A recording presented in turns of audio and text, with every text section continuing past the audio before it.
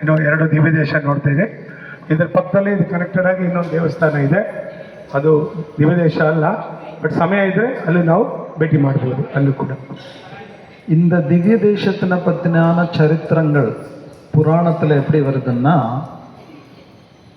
பிரம்மாக்கும் அவருடைய பையனுக்கும் ஒரு கான்வர்சேஷனாக இருக்குது. அந்த கான்வர்சேஷன் மூலமாக இந்த திவ்ய தேசங்களுடைய மகிமையை பேசுகிறாங்க. ಚರಿತ್ರೆಯಲ್ಲಿ ಪುರಾಣಗಳಲ್ಲಿ ದಿವ್ಯ ದೇಶದ ಒಂದು ಮಹತ್ವ ಯಾವ ರೀತಿ ಬರ್ತದೆ ಅಂತ ಹೇಳಿದ್ರೆ, ಬ್ರಹ್ಮದೇವ ಮತ್ತು ಅವರ ಮಗ ಅವರಿಬ್ಬರ ಮಧ್ಯದಲ್ಲಿ ಒಂದು ಸಂಭಾಷಣೆ ಇದೆ. ಅದರ ಮುಖಾಂತರವಾಗಿ ಈ ದಿವ್ಯ ದೇಶದ ಒಂದು ವಿಷಯ ಗೊತ್ತಾಗ್ತದೆ. பிரம்மதேவனுடைய பையன் யாரு? நாரதன். நிறைய பசங்க இருக்காங்க, அதில் ஒருத்தர் நாரதன். நாரதர் ஒரு பிரச்சனை அவருக்கு. அந்த பிரச்சனைக்கு தீர்வு காண்பதற்காக அப்பா பிரம்மதேவன் கிட்ட போறார். ಬ್ರಹ್ಮದೇವರಿಗೆ ಬಹಳ ಜನ ಮಕ್ಕಳು ಇರ್ತಾರಲ್ಲ, ಅದರಲ್ಲಿ ಪ್ರಮುಖವಾದವರು ನಾರದ ಮುನಿಗಳು.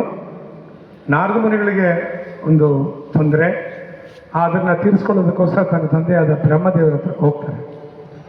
நாரத முனிக்கு என்ன பிரச்சனைன்னா, நாரதரை மாதிரி இந்த அளவுக்கு எனர்ஜெட்டிக்கான ஒரு ப்ரீச்சரை பார்க்கவே முடியாது. எப்போ பாரு சிரிச்சுட்டே நாராயண நாராயணான்னு சொல்லி எல்லா இடத்துலையும் போய் பகவானுடைய நாமத்தை ப்ரீச் பண்ணுறவர் ನಾರದಮುನಿ.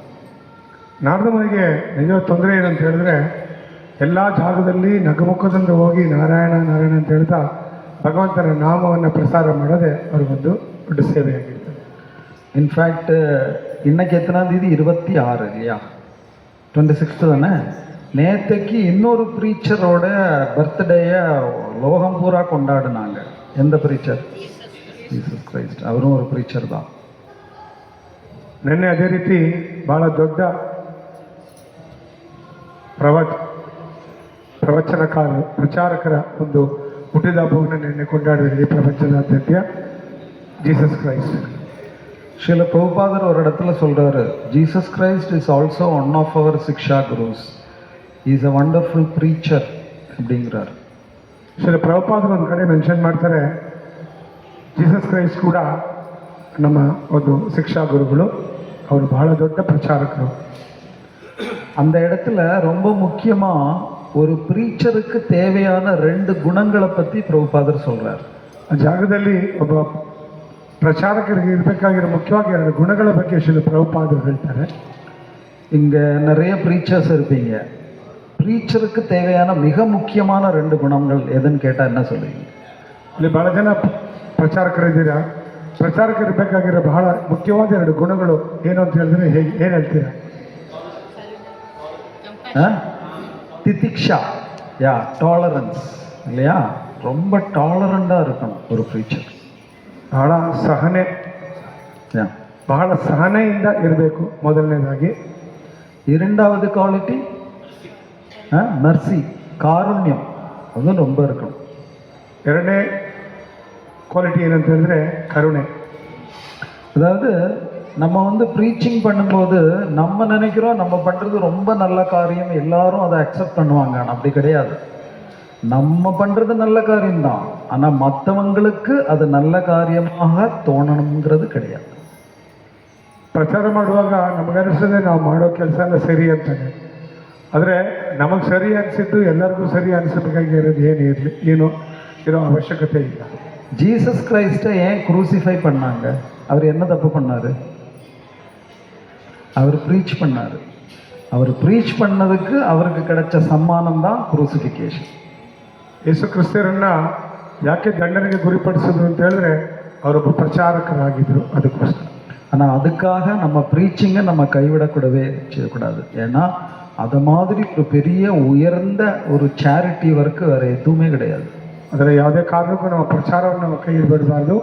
ಯಾಕಂದರೆ ಆ ರೀತಿಯಾದ ಒಂದು ಉನ್ನತವಾದ ಒಂದು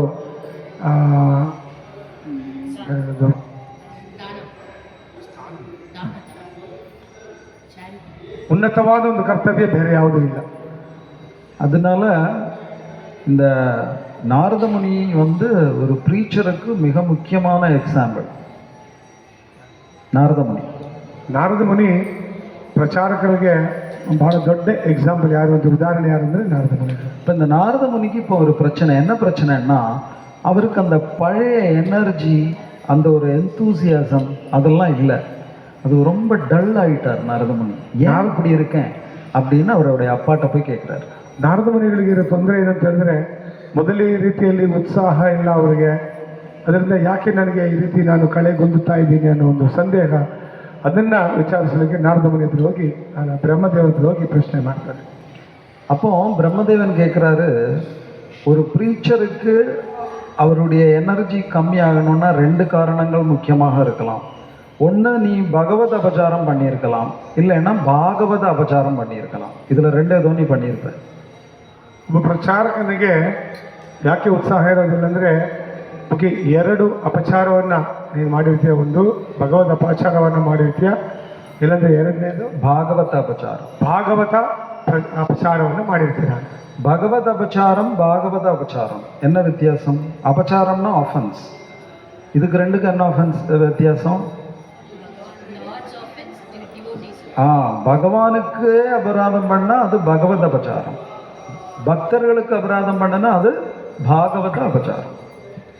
ಇಲ್ಲಿ 2 ಅಪರಾಧ ಅಂದರೆ, ಒಂದು ಭಗವಂತನಿಗೆ ಮಾಡಿರೋ ಅಪರಾಧ, ಇನ್ನೊಂದು ಭಕ್ತರಿಗೆ ಮಾಡಿರುವಂಥ ಅಪರಾಧ. அப்போ நாரதமுனி சொல்றாரு, நான் யாருக்கும் பக்தர்களுக்கு ஒன்றும் பண்ணலையே, பகவானுக்கும் நான் அபச்சாரம் பண்ணலையே. அப்போ பிரம்மா சொல்லிடுவாரு, ஒன்று பண்ண, நீ என்ன பண்ணேன்னு சொல்லு. கொஞ்ச நாளாக நீ உனக்கு ஒரு மாதிரி இருக்குன்னு சொன்னேன் இல்லையா, அதுக்கு முன்னாடி ஏதாவது நடந்ததா உன் லைஃப்பில், விவரமாக சொல்லு அப்படிங்கிறாரு. ನಾರದ ಮುನಿ ಹೇಳ್ತಾರೆ, ನಾನು ಭಗವಂತನಿಗೂ ಅಪಚಾರ ಮಾಡಲಿಲ್ಲ, ಭಕ್ತರಿಗೂ ಅಪಚಾರ ಮಾಡಲಿಲ್ಲ ಅಂತ ಹೇಳ್ತಾರೆ. ಆಗ ಇದು ಇಷ್ಟು ದಿವಸದಿಂದ ನೀನು ಮಾಡ್ತಿರೋ ಏನೇನು ಮಾಡ್ತಾ ಇದೆ ಅದ್ರ ಬಗ್ಗೆ ನನಗೆ ವಿವರವಾಗಿ ಹೇಳು ಅಂತ ಹೇಳ್ತಾರೆ ಬ್ರಹ್ಮದೇವ. அப்போ நாரதமுனி சொல்றாரு, கொஞ்ச நாள் முன்னாடி பூமியில ஒரு ரிஷி மகா சம்மேளனம் நடந்தது. ಆಗ ನಾರದ ಮುನಿಗಳು ಹೇಳ್ತಾರೆ, ಭೂಲೋಕದಲ್ಲಿ ಭೂಮಿಯಲ್ಲಿ ಒಂದು ದೊಡ್ಡ ಋಷಿ ಸಮ್ಮೇಳನ ನಡೀತು. அந்த ரிஷி சம்மேளனத்தில் ஒரு டிஸ்கஷன் வந்தது. ಆ ಋಷಿ ಸಮ್ಮೇಳನದಲ್ಲಿ ಒಂದು ವಿಷಯ ಚರ್ಚಿತವಾಗ್ತದೆ. டிஸ்கஷன் என்னன்னா, பகவானுக்கு அனந்தமான குணங்கள் இருக்கு, எண்ணிலடங்காத குணங்கள் இருக்கு, அதுல மிக முக்கியமான குணங்கள் எது அப்படிங்கிறதான் டிஸ்கஷன். ಅವತ್ತಿನ ಚರ್ಚಾ ವಿಷಯ ಏನಾಗಿತ್ತು ಅಂದರೆ, ಭಗವಂತನಿಗೆ ಎಷ್ಟೋ ರೀತಿಯಾದ ಗುಣಗಳಿದೆ, ಅದರಲ್ಲಿ ಬಹಳ ಮುಖ್ಯವಾದ ಗುಣ ಯಾವುದು ಭಗವಂತನಿಗೆ ಅನ್ನೋದು ಚರ್ಚಾ ವಿಷಯವಾಗಿತ್ತು. அப்போ நிறைய விஷயங்கள் டிஸ்கஸ் பண்ணிட்டு கடைசி இவங்க 2 குரூப்பாக மாறிட்டாங்க. ஒரு குரூப் சொன்னாங்க, பகவானுடைய மிக முக்கியமான குணம் எதுன்னு கேட்டால் அவருடைய பரத்வம் அப்படின்னாங்க. பரத்வம் அப்படின்னா அவரை விட உயர்ந்தவர் யாருமே கிடையாது, அதுதான் அவருடைய மிக முக்கியமான குணம். ಇಲ್ಲಿ ಲಾಸ್ಟಲ್ಲಿ ಚರ್ಚೆ ಎಲ್ಲ ಮುಗಿದು 2 ಗ್ರೂಪ್ಗಳಾಗಿ ಅವ್ರು ಚರ್ಚೆ ಮಾಡ್ತಾ ಇರ್ತಾರೆ. ಭಗವಂತನ ಬಹಳ ಶ್ರೇಷ್ಠವಾದ ಗುಣ ಯಾರು ಅಂತ ಹೇಳಿದ್ರೆ ಪರತ್ವ, ಅಂದರೆ ಅವರಿಗಿಂತ ಶ್ರೇಷ್ಠವಾದವರು ಬೇರೆ ಯಾರೂ ಇಲ್ಲ ಅನ್ನೋದ್ರ ಬಗ್ಗೆ. இன்னொரு குரூப் ஆஃப் ரிஷிகள் என்ன சொல்கிறாங்கன்னா, பரத்வம் கரெக்டு தான், ஆனால் அதை விட முக்கியமான குணம் என்னன்னு கேட்டால் சௌலபியம் அப்படின்னாங்க. ಇನ್ನೊಂದು ಗ್ರೂಪ್ ಹೇಳ್ತಾರೆ,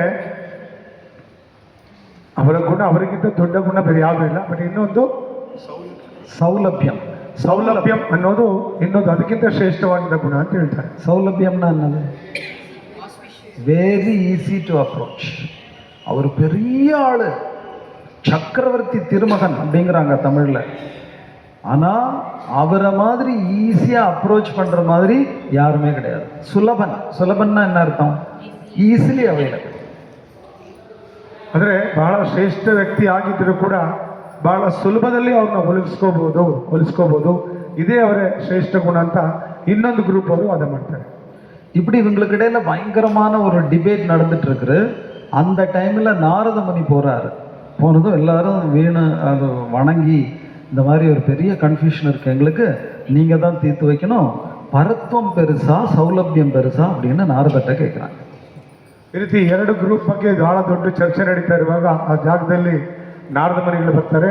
ಆಗ ನಾರದ ಮುನಿಗಳ ಹತ್ರ ಪ್ರಶ್ನೆ ಕೇಳ್ತಾರೆ, ನಮ್ಮಿಬ್ಬರ ಒಂದು ಇದರಲ್ಲಿ பரத்வம் ದೊಡ್ಡதா ಇಲ್ಲ சௌலபியம், ಇದರಲ್ಲಿ ಯಾವ್ದು ದೊಡ್ಡದು ಅಂತ ಕೇಳ್ತಾರೆ.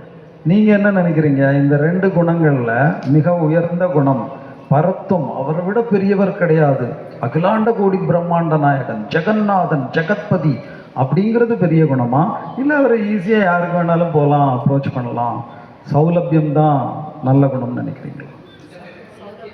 சௌலபியம் 2மே கிடையாது, ஒன்று தான் சொல்லணும். பரத்துவம் அவரை விட பெருசு கிடையாது. சுப்ரீம் பர்சனாலிட்டி ஆஃப் காட் அவர் தான் அப்படின்னு எத்தனை பேர் நினைக்கிறீங்க? அதுதான் மிக முக்கியம். யாருக்குமே வேல்யூவே இல்லையா? ரெண்டுமே ரெட்டையில காட்டுறீங்க தமிழ்நாட்டில் வந்தா. இவங்க இதே மாதிரி சண்டை போட்டு கடைசி நாரத முனி சொன்னால் கரெக்டு, அது யாரும் தட்ட முடியாது. அவர் வந்து சுப்ரீம் அத்தாரிட்டி. அவர் சொல்லிட்டாரு பரத்துவம் தான் பெருசு, சௌலபியம் எல்லாம் ஓகே, அவர் சுப்ரீம் பர்சனாலிட்டி ஆஃப் காட், அதுதான் அவருடைய டிஃபைனிங் பாயிண்ட் அப்படின்னு அவர் தீர்வு கொடுத்துட்டார். ಇವರಿಬ್ಬರ ಮಧ್ಯೆ ಚರ್ಚೆ ಆಗ್ತಾ ಇರುವಾಗ ಪರತ್ವಂ ದೊಡ್ಡದ ಸೌಲಭ್ಯಂ ದೊಡ್ಡದ ಅಂತ ಹೇಳಿದಾಗ ನಾರದ ಮುನಿಗಳು ಹೇಳಿದ್ರೆ ಸರಿಯಾಗಿರ್ತದೆ ಅಂತ ಹೇಳ್ಬಿಟ್ಟು ಏನು ಮಾಡ್ತಾರೆ, ನಾರದ ಮುನಿಗಳು ಏನು ಮಾಡ್ತಾರೆ, ಪರತ್ವಮೇ, ಯಾಕಂದರೆ ಭಗವಂತ ದೇವೋತ್ತಮ ಪರಮ ಪುರುಷ, ಅವರಿಗಿಂತ ದೊಡ್ಡವರು ಯಾರೂ ಇಲ್ಲ, ಅದರಿಂದ பரத்வமே ದೊಡ್ಡದು ಅಂದ್ಬಿಟ್ಟು ನಾರದ ಮುನಿಗಳು ಹೇಳ್ಬಿಡ್ತಾರೆ. இப்படி ஜட்ஜ்மெண்ட் கொடுத்துட்டு போயிட்டாரு. அப்புறமா நாரத முனி சொல்றாரு, கரெக்டு தான் நீங்க சொன்னது, நான் ஜட்ஜ்மெண்ட் என்னைக்கு கொடுத்தனோ அன்னையிலிருந்து தான் எனக்கு அந்த நோய் ஆரம்பிச்சிருச்சு அப்படின்னாரு. ಈಗ ಬ್ರಹ್ಮದೇವತೆ ನಾರದ ಮುನಿಗಳು ಹೇಳ್ತಾರೆ, ಕರೆಕ್ಟ್ ನೀವು ಹೇಳೋದು, ಯಾವ ರೀತಿ ಯಾವತ್ತು ಈ ಜಡ್ಜ್ಮೆಂಟ್ ನಾನು ಕೊಟ್ಟನೋ ಅವತ್ತಿಂದಾನೇ ನನಗೆ ಈ ರೀತಿ ಒಂದು ತೊಂದರೆ ಶುರುವಾಗಿದ್ದು, ಸಂಕಟ ಶುರುವಾಗಿದ್ದು. அதனால இந்த டிவோட்டிஸ் எல்லாம் வந்து டவுட்டு கேட்பாங்க, ரொம்ப யோசிச்சு கரெக்டாக கொடுக்கணும். அவங்க பாட்டுக்கு கேட்டுட்டு போயிடுவாங்க, நமக்கு நோய் ஸ்டார்ட் ஆகிடும். இல்லையா? நோய் ஸ்டார்ட் ஆகும். ಈ ರೀತಿ ಭಕ್ತರೆಲ್ಲ ಬಂದು ಸಂದೇಹ ಕೇಳಿದಾಗ ಬಹಳ ಎಚ್ಚರಿಕೆಯಿಂದ ನಾವು ಉತ್ತರ ಕೊಡಬೇಕು, ಇಲ್ಲಾಂದರೆ ಯಾರು ಉತ್ತರ ಕೊಡ್ತಾರೋ ಅವ್ರಿಗೆ ನೋವು ಸ್ಟಾರ್ಟ್ ಆಗಿಬಿಡ್ತದೆ. அதாவது அவங்க கேட்குறது கூட ஒரு இன்டெலிஜெண்ட்டாக கேட்பாங்க, அவங்களுக்குள்ள ஆல்ரெடி ஒரு ஆன்சர் இருக்கும், அது நம்ம சொல்லணும். அது கேட்குறது ஒரு விதானமாக இருக்கும், இன்னொரு விதத்துலேயே அவங்களுக்கு கேட்க தெரியும். அதாவது இப்படி தானே பிரபு, கரெக்டு தானே அப்படின்னு கேட்பாங்க, இப்படி இல்லை பிரபு அது தப்பு தானே அப்படின்னு கேட்பாங்க. இது கரெக்டு தானேன்னு கேட்டால் என்ன அர்த்தம்? நம்ம கரெக்டுன்னு சொல்லணும், தப்பு தானேன்னு கேட்டால் நம்ம தப்புன்னு சொல்லணும். அதனால ரொம்ப யோசித்து பதில் சொல்லணும், இல்லைன்னா நமக்கு நோய் வந்துடும். ಭಕ್ತರುಗಳು ಪ್ರಶ್ನೆ ಕೇಳುವಾಗ ಕೆಲವು ಟೈಮ್ ಭಾಳ ಬುದ್ಧಿವಂತಿಕೆಯಿಂದ ಪ್ರಶ್ನೆ ಕೇಳ್ತಾರೆ, ಕೆಲವು ಟೈಮಲ್ಲಿ ಅವರೊಡೆ ಒಂದು ಉತ್ತರ ಇರ್ತದೆ, ಆ ಉತ್ತರನೂ ಪ್ರಭುಗಳು ಹೇಳಬೇಕು ಅನ್ನೋದಕ್ಕೋಸ್ಕರ ಕೇಳ್ತಾರೆ. ಕೆಲವು ಅಂದರೆ ಅವರ ಮನಸ್ಸಲ್ಲಿ ಏನಿದೆಯೋ ಅದನ್ನು ಅವ್ರು ಹೇಳಬೇಕು ಹೇಳ್ಬಿಟ್ಟು, ಹೌದಲ್ವಾ ಇದೇ ಅಲ್ವಾ ಆ ರೀತಿ ಕೇಳ್ತಾರೆ. ಅದರಿಂದ ಉತ್ತರ ಹೋಗೋಕ್ಕೆ ಮುಂಚೆ ನಾವು ಯೋಚನೆ ಮಾಡಿ ಉತ್ತರ ಹೇಳಬೇಕು, ಇಲ್ಲಾಂದರೆ ಆ ರೋಗ ನಮಗೂ ಬಂದುಬಿಡ್ತದೆ ಅಂತ ಹೇಳ್ತಾರೆ. ஏன்னா நம்ம கரெக்டாக சொல்லலைன்னா அன்னையிலேருந்து பிரபுபாத் இப்படி சொன்னாங்கன்னு சொல்ல மாட்டாங்க, சுந்தர் பிரபு இப்படி சொல்லிட்டாரு நம்ம தலையே உருட்டிடுவாங்க. ஸோ இவர் வந்து இந்த மாதிரி ஜட்ஜ்மெண்ட் கொடுத்துட்டு போயிட்டாரு, அன்னையிலேருந்து இவருக்கு நோய் ஸ்டார்ட் ஆகிடுச்சு. அப்போ பிரம்மா சொன்னார், நீ கொடுத்த ஜட்ஜ்மெண்ட்டு தப்பு அப்படின்ட்டார். ಆಗ ಈ ರೀತಿ ಒಂದು ಜಡ್ಜ್ಮೆಂಟ್ ಕೊಟ್ಟಿರೋ ದಿವಸದಿಂದ ನಾರದ ಮನೆಗಳಿಗೆ ಅವರಿಗೆ ತೊಂದರೆ ಆಗೋಕ್ಕೆ ಶುರು ಆಯಿತು. ಆಗ பிரம்மதேவ ಹೇಳ್ತಾರೆ, நீ ಕೊಟ್ಟಿರೋ ஜட்ஜ்மெண்ட் தப்பு ಅಂತ ಹೇಳ್ತಾರೆ. அது எப்படின்னு நாரதர் கேட்டதுக்கு ஆன்சரா பிரம்மா சொல்ற புராணம் தான் திருவிடந்தை புராணம்.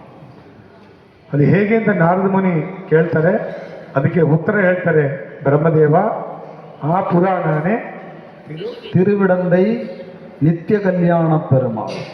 திருவிடந்தை நித்திய கல்யாண பெருமாள். அந்த கோவிலுக்கு தான் நம்ம மத்தியானம் போக போகிறோம். அப்போ அது என்ன கதை அப்படின்னு கேட்டால், இந்தி அங்கே வந்து குணி அப்படின்னு ஒரு ரிஷி இருந்தார். குணி குணி குணி GUNI. ಏನು ವಿಷಯ ಅಂತ ಹೇಳಿದ್ರೆ, ಅಲ್ಲಿ ಗುಣಿ ಅನ್ನೋ ಒಬ್ಬ ರಾಜ ಇರ್ತಾರೆ. என்ன ரிஷி, ಗುಣಿ ಅನ್ನೋ ಒಬ್ಬ ಋಷಿ ಇರ್ತಾರೆ ಅಲ್ಲಿ. அப்போ அவருக்கு வந்து மனைவியும் ஒரு பெண் குழந்தையும் இருந்தாங்க. மனைவி சின்ன வயசுலேயே தவறிட்டாங்க. இந்த பெண் குழந்தை தான் கொஞ்சம் வயசுக்கு வந்ததுக்கப்புறம் அப்பாவுக்கு தேவையான சுশ্ரூஷை சேவையெல்லாம் அந்த பெண் குழந்தை தான் பண்ணிகிட்டே இருந்தாங்க. ಗುಣಿ ಋಷಿಗೆ ಮದುವೆ ಆಗಿ ಒಂದು ಹೆಣ್ಮಗಳು ಇತ್ತು. ಅವರ ಹೆಂಡತಿ ಚಿಕ್ಕ ವಯಸ್ಸಿನಲ್ಲೇ ಕಾಲವಾದ ಮೇಲೆ ಆ ಹೆಣ್ಮಗಳು ಬೆಳೆದು ದೊಡ್ಡವಳಾದ ಮೇಲೆ ತನ್ನ ತಂದೆಗೆ ಬೇಕಾಗಿರೋ ಎಲ್ಲ ರೀತಿಯ ಶುಶ್ರೂಷೆಯನ್ನು ಮಾಡ್ತಾ ಇದ್ರು. அப்படி ரொம்ப வருஷம் ஆச்சு. இந்த பொண்ணுக்கு கல்யாண வயசெல்லாம் தாண்டிச்சு. ஒரு நாள் இந்த குணி ரிஷியும் காலமாயிட்டார். ಈ ರೀತಿ ಹೋಗ್ತಾ ಇರುವಾಗಲೇ ಆ ಗುಣಿ ಋಷಿಯ ಮಗಳಿಗೆ ಮದುವೆ ವಯಸ್ಸಾಯಿತು. ಮದುವೆ ವಯಸ್ಸೆಲ್ಲ ಮುಗಿದೋಯ್ತು. ಒಂದು ದಿವಸ ಆ ಗುಣಿ ಅನ್ನೋ ಋಷಿಗಳು ಕೂಡ ಕಾಲವಾಗ್ಬಿಡ್ತಾರೆ. அப்போ இந்த பொண்ணு வந்து ரிஷியுடைய பொண்ணு. அப்போ அந்த பொண்ணு பார்க்கும்போதே நிறைய பேர் உட்காந்து தவம் பண்ணுறது பார்த்துருக்காங்க. ஸோ இந்த பொண்ணு நினச்சது சரி யாருமே இல்லை, நானும் உட்காந்து தவம் பண்ணுறேன் அப்படின்னு காட்டில் உட்காந்து அந்த பொண்ணு தவம் பண்ணுது. ಈ ಋಷಿಯ ಮಗಳಾಗಿರೋದ್ರಿಂದ ಆ ಅಮ್ಮ ಎಲ್ಲರೂ ತಪಸ್ಸು ಮಾಡೋದು ನೋಡಿರ್ತಾರೆ. ಅದನ್ನ ನೋಡಿಬಿಟ್ಟು ಆ ಹುಡುಗಿನ ಏನು ಮಾಡ್ತಾರೆ, ತಪಸ್ಸು ಮಾಡೋಕ್ಕೆ ಕಾಡಿನಲ್ಲಿ ಕೂತ್ಕೊಂಡು ತಪಸ್ಸು ಮಾಡೋಕ್ಕೆ ಶುರು ಮಾಡ್ತಾರೆ. அப்போ அந்த பொண்ணு தவம் பண்ணிட்டு இருக்கிறா. அந்த டைமில் நாரத முனி அங்கே வர்றாரு. ಆ ಅಮ್ಮ ಹೆಣ್ಮಗಳು ತಪಸ್ಸು ಮಾಡ್ತಾ ಇರ್ತಾರೆ. ಆ ಮಾರ್ಗವಾಗಿ ನಾರದ ಮುನಿಗಳು ಬರ್ತಾರೆ. நாரத முனி வந்து கேட்குறாங்க, என்னம்மா இந்த காட்டில் தனியாக உட்காந்து தவம் பண்ணிட்டு இருக்க, நீ யாரு அப்படின்னு அந்த பொண்ணை பற்றி விசாரணை பண்ணுறாரு. ನಾರದ ಮುನಿಗಳು ಕೇಳ್ತಾರೆ, ಇಷ್ಟು ಘೋರವಾದ ಕಾಡಿನಲ್ಲಿ ಕೂತ್ಕೊಂಡು ನೀನು ಒಬ್ಬಳೇ ತಪಸ್ಸು ಮಾಡ್ತಾ ಇದೆಯಲ್ಲ, ನೀನು ಯಾರು ಅನ್ನೋದ್ರೆ ಅವ್ರ ಬಗ್ಗೆ ಅವರ ಪೂರ್ವಪಚಾರನ ವಿಚಾರಿಸ್ತಾರೆ. அப்போ இந்த பொண்ணு சொல்கிறேன், இந்த மாதிரி எனக்கு சின்ன வயசுலேயே அம்மா கிடையாது, அப்பாவும் தவறிட்டாரு, நான் அதனால் உட்காந்து தவம் பண்ணி பகவான்கிட்ட போகிறதுக்காக முயற்சி பண்ணிட்டு இருக்கிறேன் அப்படின்னு சொல்கிறேன். ಆಗ ಹೆಣ್ಮಗಳು ನಾರದ ಮುನಿಗಳ ಹತ್ರ ಎಲ್ಲ ವಿಷಯವನ್ನು ಹೇಳ್ತಾರೆ. அப்போ நாரத முனி சொல்கிறாரு, நீ பண்ணுறது தப்பு, நீ இந்த மாதிரி தவம் பண்ணுனா உனக்கு பகவான்கிட்ட போக முடியாது அப்படிங்கிறார். ನಾರದ ಮುನಿಗಳು ಹೇಳ್ತಾರೆ, ನೀನು ಮಾಡ್ತಾ ಇರೋ ತಪ್ಪು, ಈ ರೀತಿ ಕೂತ್ಕೊಂಡು ತಪಸ್ಸು ಮಾಡೋದ್ರಿಂದ ನೀನು ಭಗವಂತನ ಹತ್ರ ಹೋಗ್ಲಿಕ್ಕೆ ಸಾಧ್ಯ ಇಲ್ಲ, ನೀನು ಮಾಡ್ತಾ ಇರೋ ತಪ್ಪು ಅಂತ ಹೇಳ್ತಾರೆ. ஏன் நாரத முனி அப்படி சொல்கிறாரு? ಯಾಕೆ ನಾರದ ಮುನಿಗಳು ಆ ರೀತಿ ಹೇಳಿದ್ರು? ஏன்னா நாரத முனி சொல்கிறாரு, ஒரு பெண் குழந்தை வந்து சின்ன வயசில் அப்பாவனுடைய சம்ரಕ್ಷಣೆயில் வளரணும். ನಾರದ ಮುನಿಗಳು ಯಾಕೆ ಹೇಳ್ತಾರೆ ಅಂದರೆ, ಒಂದು ಹೆಣ್ಣು ಮಗು ಸಣ್ಣ ವಯಸ್ಸಿನಲ್ಲಿ ತನ್ನ ತಂದೆಯ ಆಶ್ರಯದಲ್ಲಿರಬೇಕು. வயதுக்கு வந்துட்டா கணவனுடைய சம்ரಕ್ಷಣೆயில் வளரணும். ವಯಸ್ಸಿಗೆ ಬಂದಮೇಲೆ ತನ್ನ ಗಂಡನ ಆಶ್ರಯದಲ್ಲಿರಬೇಕು.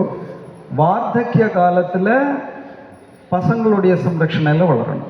ವಯಸ್ಸಾದ ಮೇಲೆ ಮಕ್ಕಳ ಒಂದು ಆಶ್ರಯದಲ್ಲಿ ಆ ಹೆಣ್ಮಗಳು ಇರಬೇಕು. இந்த மாதிரி நீ தனியாக யாருடைய சம்ரಕ್ಷಣமும் இல்லாமல் இப்படி இருக்கிறது சரியில்லை. நீ வந்து கல்யாணம் பண்ணி கிரகஸ்தாசிரமத்தில் இருக்கணும். அப்புறமா கணவனுக்கெல்லாம் பணிவிடை பண்ணி அதுக்கப்புறம் உனக்கு பகவான் வந்து திரும்ப போகிறதுக்கான ஆசீர்வாதம் பண்ணுவார் அப்படின்னு நாரதர் சொல்கிறார். ಈ ರೀತಿ ನೀನು ಇರೋದು ಸರಿ ಇಲ್ಲ, ನೀನು ಮದುವೆ ಮಾಡ್ಕೋಬೇಕು, ಮದುವೆ ಮಾಡಿಕೊಂಡು ಗಂಡನಿಗೆ ಸೇವೆ ಮಾಡಬೇಕು. ಅದೆಲ್ಲ ಆದಮೇಲೆ ನೀನು ಗಂಡನಿಗೆಲ್ಲ ಸೇವೆ ಮಾಡಿ ಆಮೇಲೆ ಭಗವಂತನ ಹತ್ರ ಹೋಗೋ ಒಂದು ಅವಕಾಶ ನಿನಗೆ ಸಿಗ್ತದೆ ಅಂತ ಹೇಳ್ತಾರೆ. அப்போ இந்த பொண்ணு கேட்குறா, எனக்கு தான் யாருமே இல்லையே, யார் என்ன கல்யாணம் பண்ணி வைப்பாங்க, நான் பண்ணி வைக்கிறேன் அப்படின்னு. அங்கே இருக்கிற ரிஷிகள் ஒரு கலவ ரிஷி அவருக்கு பேர், அவரு கூட கல்யாணம் பண்ணி வைக்கிறார். ಆಗ ನಾರದ ಮುನಿ ಆ ಹೆಣ್ಮಗಳು ಕೇಳ್ತಾರೆ, ನನಗೆ ಯಾರನ್ನೂ ಗೊತ್ತಿಲ್ಲ, ನಾನು ಯಾರನ್ನ ಮದುವೆ ಮಾಡ್ಕೋಬೇಕು ಅಂತ ಹೇಳಿದ್ರೆ ನಾರದ ಮುನಿ ಹೇಳ್ತಾರೆ, ನಾನು ಮಾಡ್ತೀನಿ ಅಂತ ಹೇಳ್ಬಿಟ್ಟು ಅಲ್ಲಿರೋ ಋಷಿಗಳಲ್ಲಿ ಒಬ್ಬರನ್ನ ಅವರಿಗೆ ಕಲವ ಋಷಿಯನ್ನು ಹೆಸರಲ್ಲಿ ಒಬ್ಬ ಋಷಿನ ಅವರಿಗೆ ಮದುವೆ ಮಾಡಿಕೊಡ್ತಾರೆ. கல்யாணம் எல்லாம் ஆயாச்சு, இவங்க சந்தோஷமாக இருக்கிறாங்க. அப்புறமா கொஞ்சம் வருஷங்கள் கழியுது, இவங்களுக்கு 360 பெண் குழந்தைங்கள் பிறக்குது. ಮದುವೆ ಆಗೋಯ್ತು, ಸ್ವಲ್ಪ ಹೀಗೆ ಕಾಲಾನಂತರ ಕಳೀತದೆ. ಇವರಿಗೆ 360 ಹೆಣ್ಣು ಮಕ್ಕಳು ಹುಟ್ಟುತ್ತಾರೆ ಅವರಿಗೆ.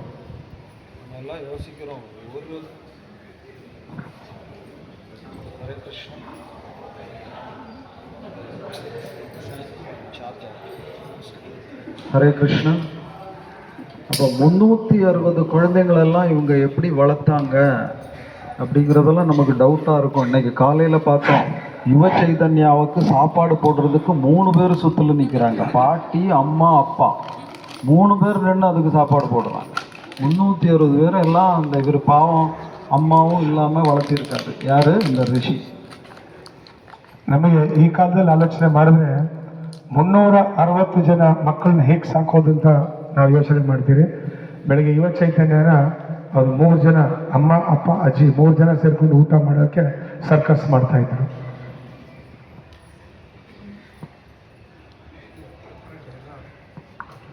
அப்போது இவர் அம்மா ஆட்டாங்க, இந்த பொண்ணு, இந்த 360 பொண்ணுங்கள் அப்படியே வளருது. அது பொம்பளை குழந்தைங்க சீக்கிரமாக வளர்ந்துருவாங்களாம். அது சீக்கிரமாக வளர்ந்துட்டாங்க. கல்யாண வயசாச்சு. பாவம் இவருக்கு கல்யாணம் பண்ணணும். இவருன்னா ஒரு ரிஷி, அவருக்கு அதுக்குண்டான எந்த வசதியும் கிடையாது. 360 ಜನ ಮಕ್ಕಳು, ಹೆಣ್ಮಕ್ಳು ಬೆಳೆದು ಬಿಡ್ತಾರೆ. ಹೆಣ್ಮಕ್ಳು ಗೊತ್ತಿದ್ದಂಗೆ ಹಾಗೆ ಬೆಳೆದು ಬಿಡ್ತಾರೆ. ಈಗ ಋಷಿಗಳಿಗೆ ಏನೂ ಗೊತ್ತಿಲ್ಲ, 360 ಜನ ಮಕ್ಕಳಿಗೆ ಮದುವೆ ಮಾಡಬೇಕಿದೆ. அப்போ இவர் வந்து பகவானை வந்து தியானம் பண்ணுறாரு. பகவானே, நீங்கள் தான் எனக்கு கதி, நான் எப்படி இந்த குழந்தைங்களுக்கு கல்யாணம் பண்ணி வைப்பேன் அப்படின்னு ரொம்ப வருத்தப்பட்டுட்டு அங்கே உட்காந்துருக்கிறாரு. ಈ ಋಷಿಮುನಿಗಳಿಗೆ ಒಂದೇ ಚಿಂತೆ 300 ಜನ ಹೆಣ್ಮಕ್ಳಿಗೆ ಹೇಗೆ ಮದುವೆ ಮಾಡಿಸೋದು ಅಂತ ಏನೂ ಗೊತ್ತಿಲ್ಲ. ಭಗವಂತನ ಪ್ರಾರ್ಥನೆ ಮಾಡ್ತಾರೆ, ಭಗವಂತ ಏನು ಮಾಡೋದು ಒಂದು ಗೊತ್ತಾಗ್ತಾ ಇಲ್ಲ ಅಂತ ಕೂತ್ಕೊಂಡಿರ್ತಾರೆ. அப்போ ஒரு நாள் அவர் அப்படி இருக்கும்போது ஒரு அழகான பையன், ஒரு ஆண்மகன், அவர் வந்து அவருடைய ஆசிரமத்துக்கு வர்றார். ಈ ರೀತಿ ಚಿಂತನೆಯಲ್ಲಿ ಇರುವಾಗ ಒಂದು ಬಹಳ ಸುಂದರವಾದ ಒಬ್ಬ ಹುಡುಗ ಈ ಋಷಿಗಳ ಆಶ್ರಮಕ್ಕೆ ಬರ್ತಾರೆ ಒಂದು ದಿನ. அப்போ இவர் கேட்குறாரு, நீ எந்த ஊருப்பா, நல்லா அழகா இருக்கியே, எதுக்காக இங்கே வந்திருக்க அப்படின்னு கேட்குறாரு. ಈ ಋಷಿಗಳು ಕೇಳ್ತಾರೆ, ನೀನು ಯಾರಪ್ಪ ಇಷ್ಟು ನೋಡೋಕೆ ತುಂಬ ಸುಂದರವಾಗಿದೆಯಲ್ಲ, ಏನಕ್ಕೆ ಈ ಆಶ್ರಮಕ್ಕೆ ಬಂದಿದ್ಯಾ ಅಂತ ಕೇಳ್ತಾರೆ. அப்போ அந்த பையன் சொல்கிறான், எனக்கும் அம்மா அப்பா யாரும் கிடையாது, கல்யாண வயசு வந்துடுச்சு, கல்யாணம் பண்ணுறதுக்கு பொண்ணு கிடைக்குதான்னு நான் தேடிட்டு அலையிறேன், ஊர் ஊராக தேடுறேன், பொண்ணுங்க 100 கண்டிஷன் போடுறாங்க, சாஃப்ட்வேர் இன்ஜினியராக இருக்கணும், 1 லட்சம் சம்பளம் வேணும், பெங்களூர்லேயே சொந்தமாக வீடு இருக்கணும், இப்படியெல்லாம் கண்டிஷன் போடுறாங்க, பொண்ணும் கிடைக்கிறது மாதிரி தெரியல, இந்த ஊரில் ஏதாவது பொண்ணு இருக்குன்னா சொல்லுங்க அப்படிங்கிறாரு. ಆಗ ಋಷಿ ಇಲ್ಲದ್ರ ಅವ್ರು ಹೇಳ್ತಾರೆ, ನಾನು ಇಲ್ಲಿ ಮದುವೆ ಮಾಡ್ಕೋಬೇಕಂತಿದ್ದೀನಿ, ಅದು ಬಟ್ ಹೆಣ್ಣು ಸಿಗ್ತಾ ಇಲ್ಲ ನನಗೆ, ಹೆಣ್ಣು ಈಗ ಎಲ್ಲಾದರೂ ಸಿಗ್ತದ ಅಂತ ಹೇಳ್ಬಿಟ್ಟು ನೋಡ್ಕೊಂಡೆ ಸುತ್ತಾ ಇದ್ದೀನಿ ನಾನು, ಇಲ್ಲೇನಾದರೂ ಹೆಣ್ಣು ಇದೆಯಾ ನನಗೆ ಅಂತ ಕೇಳ್ತಾರೆ. அப்போ இவர் சொல்கிறாரு, பொண்ணா, எனக்கு பொண்ணு கலெக்ஷனே இருக்குப்பா, 360 பேரை பற்றி வச்சுருக்கேன், ஒன்றை வேணா நீ கல்யாணம் பண்ணிக்கோ அப்படிங்கிறாரு. உடனே அவரும் பையனை ஒத்துக்கிட்டார். அப்படியா, சரி, எதா கண்டிஷனா? ஐயோ, எங்கள் பொண்ணெல்லாம் பாவம் பொண்ணு, அவங்களுக்கு கண்டிஷன்லாம் இல்லை, பக்தனாக இருந்தால் போதும், நீ வேணா பண்ணிக்கோ அப்படின்னு அதில் மூத்த பொண்ணை கல்யாணம் பண்ணி கொடுக்குறாரு. ಆಗ ಇಲ್ಲಿ ಋಷಿಗಳು ಹೇಳ್ತಾರೆ, ಈ ಹುಡುಗ ಹೇಳ್ತಾನೆ, ಎಲ್ಲೋದ್ರೂ ಸಿಕ್ಕಾಪಟ್ಟೆ ಕಂಡೀಷನ್ ಎಲ್ಲ ಆಗ್ತಾ ಇದ್ದಾರೆ ಹೀಗಿರ್ಬೇಕು ಅಂತ, ನಿಮ್ಗೇನಾದರೂ ಕಂಡೀಷನ್ ಇದೆ? ಏನು ಕಂಡೀಷನ್ ಇಲ್ಲ, ಇನ್ನು ಮದುವೆ ಮಾಡ್ಕೋಬೋದು, ಇಲ್ಲಿ ದೊಡ್ಡ ಸೆಲೆಕ್ಷನ್ನೇ ಇದೆ, ಸೆಲೆಕ್ಷನ್ ಏನೋ ಇದೆ, ಅದ್ರಲ್ಲಿ ದೊಡ್ಡ ಮಗಳನ್ನ ನೀನು ಮದುವೆ ಮಾಡ್ಕೋಬೋದು ಅಂತ ಹೇಳ್ತಾರೆ. அப்படி இவர் கல்யாணம் பண்ணி கொடுத்துட்றாரு. நல்லா கல்யாணமெல்லாம் நடந்து சாப்பாடெல்லாம் போடுறாங்க, பையன் நல்லா சாப்பிட்றான், நல்லா இருக்குது பையனுக்கு. கல்யாணம் பண்ணி சரி நாங்கள் போயிட்டு வரோம் அப்படின்ட்டு பொண்ணை கூட்டிகிட்டு போயிட்டான். ಒಳ್ಳೆ ಒಳ್ಳೆ ರೀತಿಯಲ್ಲಿ ಮದುವೆ ಎಲ್ಲ ನಡೀತದೆ, ಮದುವೆ ಊಟ ಎಲ್ಲ ಮುಗೀತು, ಎಲ್ಲ ಆದಮೇಲೆ ಮಗಳನ್ನ ಕರ್ಕೊಂಡು ಹುಡುಗ ಹೋದರು. அடுத்த நாளானா அந்த பையன் திரும்பவும் வரான். ಮಾರನೇ ದಿನ ಹುಡುಗ ಮತ್ತೆ ಬರ್ತಾರೆ. இப்போ கேட்குறேன், என்னாச்சுப்பா, ஏதாவது பிரச்சனையா, பொண்ணு ஏதாவது பிரச்சனை பண்ணுறாளா? இல்லை, ஒன்றும் இல்லை, நேற்றுக்கு நீங்கள் கல்யாணம் எல்லாம் பண்ணி வச்சிங்கல்ல, நல்லா இருந்தது, இன்னொரு பொண்ணையும் கல்யாணம் பண்ணி கொடுப்பீங்களா அப்படின்னு. ಈಗ ಏನಪ್ಪ ಇಷ್ಟು ಬೇಗ ವಾಪಸ್ ಬಂದಿದ್ಯಾ, ಏನೋ ತೊಂದರೆ, ನಾವು ಹುಡುಗಿನ ತೊಂದರೆ ಮಾಡಿದ್ಲ ಅಂದರೆ, ಇಲ್ಲ ಇಲ್ಲ ಏನೂ ಇಲ್ಲ, ನಾನೇನೋ ಮದುವೆ ಎಲ್ಲ ಮಾಡಿಕೊಟ್ರಲ್ಲ, ಇನ್ನೊಂದು ಹುಡುಗಿನ ಮದುವೆ ಮಾಡಿಕೊಡಿ ಅಂತ ಕೇಳ್ತಾರೆ.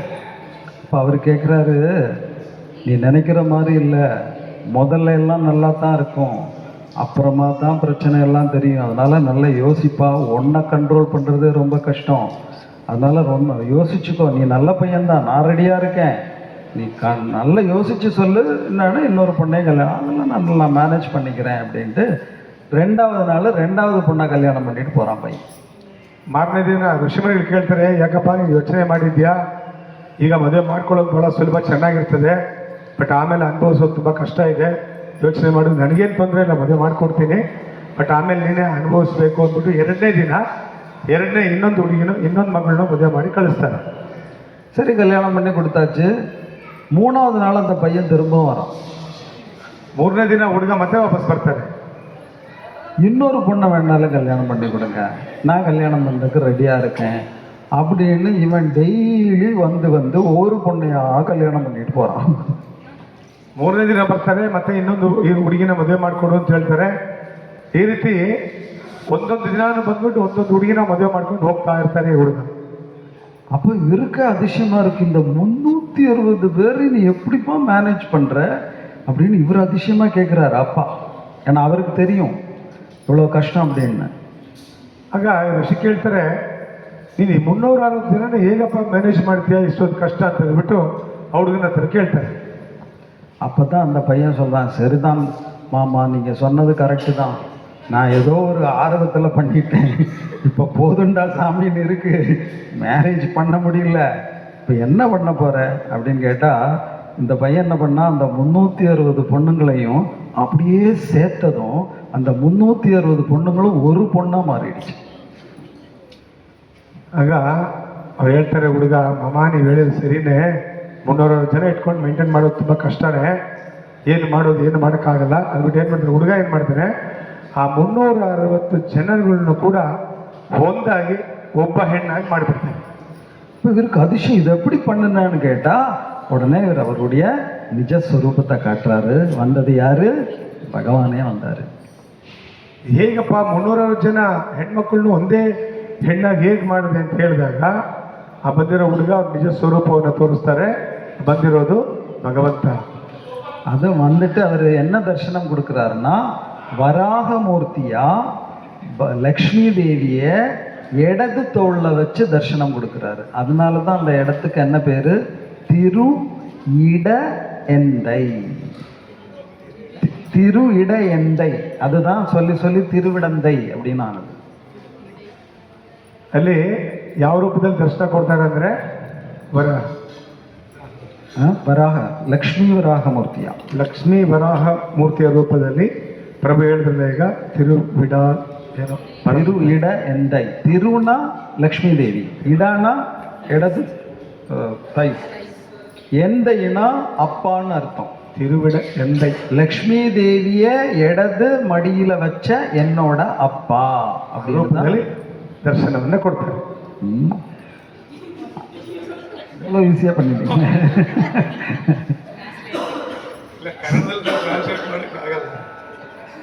ஆனால் இதில் என்ன ஒரு கேள்வின்னா, சாதாரணமாக நீங்கள் பூமி வராக பெருமாள்னு பார்த்துருக்கீங்களா, இல்லை லக்ஷ்மி வராக பெருமாளை பார்த்துருக்கீங்களா? பூவராகரை தான் நம்ம பார்த்துருக்கோம் இல்லையா?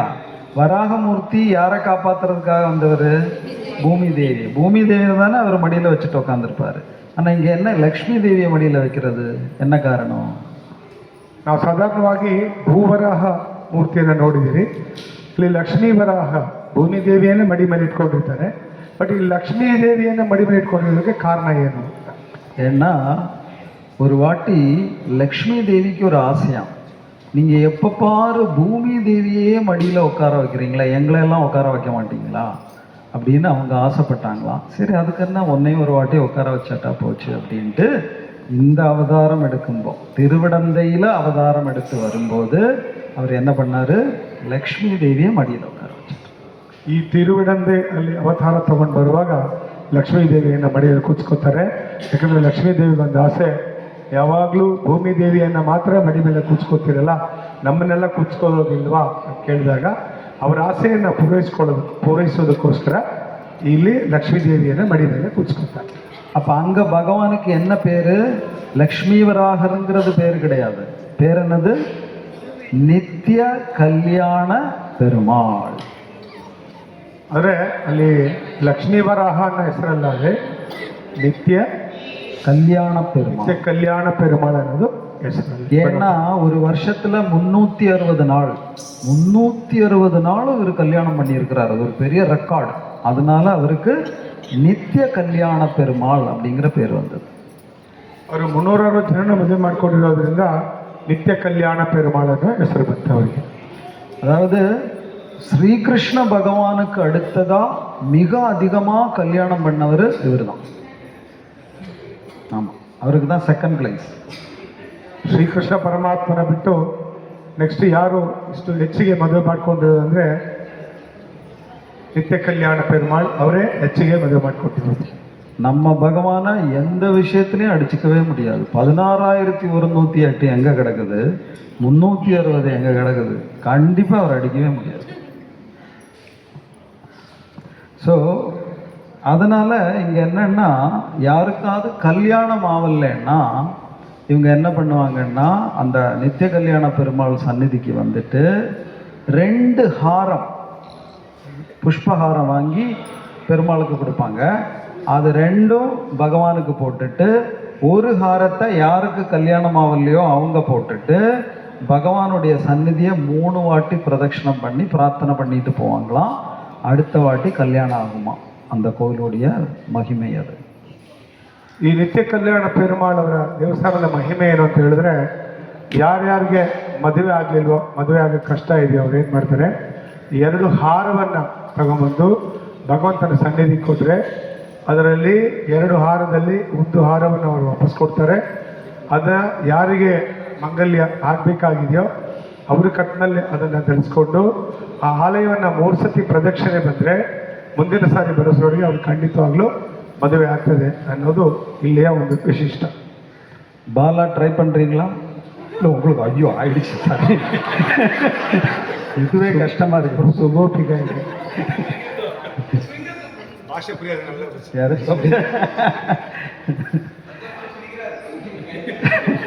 ஆசை இருக்கு.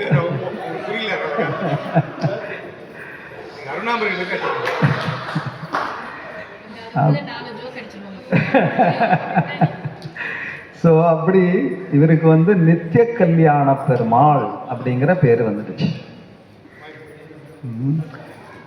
அப்புறம் அது வந்து திருவிடந்தை. இன்னொரு அங்கே லீலை என்ன நடந்ததுன்னா, இன்னொரு ராஜா இருந்தார், பல்லவ தேசத்து ராஜா. அந்த இடத்துல அதே இடத்துல இன்னொரு விசேஷம் என்ன அப்படின்னா, பல்லவ ராஜாக்கு ஒரு ராஜா இருக்கார்.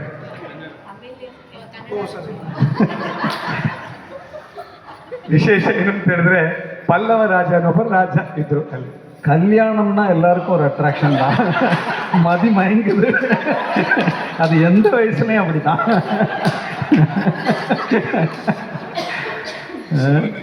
விஷ்ணுவை நினைச்சிக்கலாம், பாவம் விஷ்ணுவை நினைச்சாரு. அப்போ அந்த ராஜா ஒரு வாட்டி அங்க தரிசனம் பண்ண வந்தபோது ஒருத்தர் வந்து அங்க உட்காந்து அழுதுட்டு இருக்கிறாரு அந்த சந்நிதியில. ಪಲ್ಲವ ರಾಜ ಆ ಜಾಗದಲ್ಲಿ ದರ್ಶನಕ್ಕೆ ಬರ್ತಾರೆ. ಆಗ ಒಬ್ರು ಕೂತ್ಕೊಂಡು ಅಳ್ತಾ ಇರ್ತಾರೆ ಅಲ್ಲಿ. அப்போ இவர் போய் கேட்குறாரு, என்னாச்சு, ஏன் அழுறீங்க அப்படின்னு கேட்டால், இந்த மாதிரி நான் ஒரு ஏழை பிராமணன், எனக்கு வந்து ஒரு பொண்ணு இருக்கா, கல்யாணம் பண்ணணும், வசதி இல்லை, பகவான் தான் ஏதாவது பார்த்து பண்ணணும், பொண்ணுக்கு வயசாகிட்டே இருக்குது, கல்யாணம் பண்ணி கொடுக்கறதுக்கான வசதி இல்லை அப்படின்ட்டு அழுறார். ಪಲ್ಲವ ರಾಜ கிட்ட சொல்கிறேன். ಪಲ್ಲವ ರಾಜ ಕೇಳ್ತಾರೆ ಅಳ್ತಾ ಇರೋರನ್ನ, ಯಾಕೆ ಅಳ್ತಾ ಇದ್ದೀರಂತ. ನಾನೊಬ್ಬ ಬಡ ಬ್ರಾಹ್ಮಣ, ನನಗೊಬ್ಬ ಮಗಳಿದ್ದಾಳೆ, ಮದುವೆ ಮಾಡಿಕೊಡ್ಬೇಕು, ನನ್ನಲ್ಲಿ ಯಾವುದೇ ಸೌಲಭ್ಯಗಳಿಲ್ಲ, ಭಗವಂತನೇ ನೋಡಿ ಏನಾದರೂ ಮಾಡಿಕೊಡ್ಬೇಕು, ಅದಕ್ಕೋಸ್ಕರ ಅಳ್ತಾ ಇದ್ದೀನಿ ಅಂತ ಆ ಬಡ ಬ್ರಾಹ್ಮಣ ಹೇಳ್ತಾರಂತೆ. அப்போ பல்லவ ராஜா சொல்கிறாரு, அது ஏன் நீங்கள் கவலைப்படுறீங்க, நான் இருக்கேன், உங்கள் பொண்ணுக்கு நான் நல்லா கல்யாணம் பண்ணி வைக்கிறேன், வரனை எல்லாம் பார்த்தாச்சா, வரனெல்லாம் ரெடியாக தான் இருக்காங்க, கல்யாணம் பண்ணுறதுக்கு வசதி இல்லை, ஒன்றும் கவலைப்படாதீங்க, நல்ல நாள் பாருங்கள், நான் உங்களுக்கு கல்யாணம் பண்ணி வைக்கிறேன் அப்படின்ட்டு அந்த ராஜாவே எல்லா இதையும் வசதியெல்லாம், சாரி, அந்த ஆர்னமெண்ட்ஸு எல்லாம் அரேஞ்ச் பண்ணி அவரே கல்யாணம் பண்ணி வைக்கிறார். ಪಲ್ಲವ ರಾಜ ಬಡ ಬ್ರಾಹ್ಮಣ ಅಂತ ಹೇಳ್ತಾರಂತೆ, ಏನು ತೊಂದರೆ ಏನು ಆತಂಕ ಪಡಬೇಡಿ, ಹುಡುಗ ಎಲ್ಲ ರೆಡಿ ಇದ್ದಾರೆ ಅಂದರೆ, ಹುಡುಗ ಎಲ್ಲ ರೆಡಿ ಇದ್ದಾರೆ ಅಂದರೆ, ಹಾಗಾದ್ರೆ ನಾನೇ ಮುಂದೆ ನಿಂತು ನಿಮಗೆ ಮಗಳಿಗೆ ಮದುವೆ ಮಾಡಿಕೊಡ್ತೀನಿ. ದಯವಿಟ್ಟು ರಾಜ ಏನು ಮಾಡ್ತಾರೆ, ಮುಂದೆ ನಿಂತು ಅವರಿಗೆ ಮದುವೆಯನ್ನೆಲ್ಲ ಎಲ್ಲವನ್ನು ಕೊಟ್ಟು ಮದುವೆ ಮಾಡಿಕೊಡ್ತಾರೆ. அப்போ கல்யாணம் வந்து நித்திய கல்யாண பெருமாள் சந்நிதியில் நடக்குது. கல்யாணம் எல்லாம் ஆயின பிறகு ராஜா வந்து தரிசனம் எடுக்கிறாரு. பகவான் சந்தோஷமா இருக்கிறாரு உள்ள. ಮದುವೆಲ್ಲ ಮುಗೀತು, ಎಲ್ಲ ಮುಗಿದ ಮೇಲೆ ರಾಜ ಬಂದ್ಬಿಟ್ಟು ಭಗವಂತನ ದರ್ಶನ ತಗೊಳ್ತಾರೆ. ಭಗವಂತ ನೋಡೋದಕ್ಕೆ ಬಹಳ ತೃಪ್ತಿಯಿಂದ ಸಂತೋಷವಾಗಿದ್ದಾರೆ ದರ್ಶನ ತಗೊಳ್ಳುವಾಗ. அப்போ அந்த ராஜா அர்ச்சகர்கிட்ட கேட்குறாரு, ஏன் பகவான் இவ்வளவு சந்தோஷமா இருக்கிறாரு.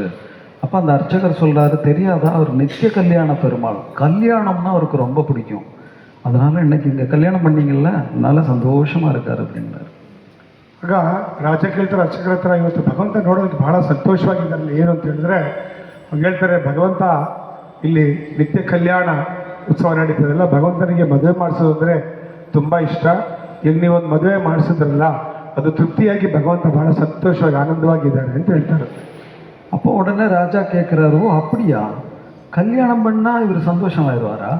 ஆமாம், கல்யாணம் பண்ணால் சந்தோஷமாவார். அப்படி ராஜாவுக்கு ஒரு ஐடியா. ಪಲ್ಲವರಾಜ ಕೇಳ್ತಾರೆ, ಮದುವೆ ಮಾಡಿಸಿದ್ರೆ ಇಲ್ಲಿರೋ ಭಗವಂತ ಅಷ್ಟು ಸಂತೋಷ ಪಡ್ತಾರ ಹೇಳಿದಾಗ, ಹೌದು, ಭಗವಂತನಿಗೆ ಇಲ್ಲಿ ಮದುವೆ ಮಾಡಿಸಿದ್ರೆ ತುಂಬ ಸಂತೋಷ ಅಂತ ಹೇಳ್ತಾರೆ. என்ன ஐடியா வந்தது ராஜாக்கு, அவரே டெய்லி அங்கே ஒரு கல்யாணம் பண்ணலாம் அந்த மாதிரி.